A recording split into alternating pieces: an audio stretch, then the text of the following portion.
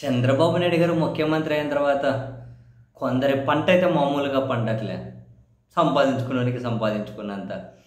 ఇందులో ప్రధానంగా చంద్రబాబు గారికి తెలుగుదేశం పార్టీకి సొంత లాయర్గా ఉండే సిద్ధార్థ లూత్రా ఎవరైతే ఉన్నారో, ఇక వాళ్ళదే ప్రభుత్వం వచ్చిన తర్వాత బ్రహ్మాండమైన డబ్బులు, నాకు తెలిసి రూపాయి ఇచ్చే దగ్గర 10 రూపాయలు ఇస్తున్నారు, లేకుంటే ఏమో తెలియదు, ప్రభుత్వం జనం సొమ్మే కదా అని చెప్పి. కానీ కోట్లు కోట్లు కోట్లు కోట్లు రిలీజ్ చేస్తూనే ఉన్నారు. ఆయన కేసులు వాదిస్తున్నాడట. బహుశా ఆయన ఫీజులు ఇవ్వాలని చెప్పి ఏమన్నా కొత్త కొత్త కేసులు పెడుతున్నారేమో కూడా తెలియట్లే. ఆయన ఫీజు ఎక్కువ ఇవ్వాలని చెప్పి కానీ కేసులు ఏమైనా పెడుతున్నారేమో అనిపిస్తుంది ఒక్కోసారి.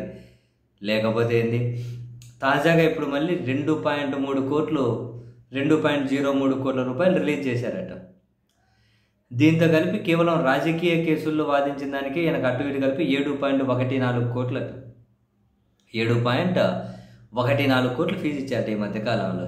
వరని పాసుగుల తాజాగా 2.03 కోట్లు ఫీజుల రూపంలో చెల్లించుకుంటూ హోంశాఖ ముఖ్య కార్యదర్శి కుమార్ విశ్వజిత్ 2 జీవోలు జారీ చేశాడట. 22 లక్షల జీవో ఒకటి, 1.81 కోట్ల జీవో మరొకటి. ఇంతకుముందు మొన్నటి వరకు 5.11 కోట్లట.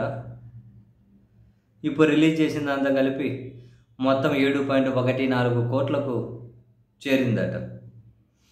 ఒక లాయర్, సిద్ధార్థ లూత్రా అనే ఒక లాయర్కి ఇంకా రిలీజ్ చేయాల్సింది ఎంత ఉందో తెలియదు. ఇప్పటి వరకు అఫీషియల్గా రిలీజ్ చేసేసిండేది 7.14 కోట్లట. మిగిలిన ఒక న్యాయవాదుల మీద ఎన్ని వందల కోట్లు పెట్టిండొచ్చు వీళ్ళు.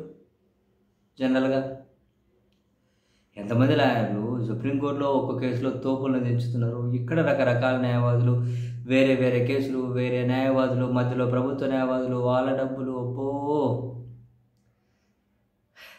సిద్ధార్థ లూత్రా ఏ స్టేట్ నుంచి వచ్చావో ఆంధ్రప్రదేశ్కి కానీ పండగ చేసుకుంటున్నావు సార్. నీవైతే రాసి పెట్టిండాలి, అందరికీ అదృష్టం ఉంటుందా? Enjoy master, enjoy.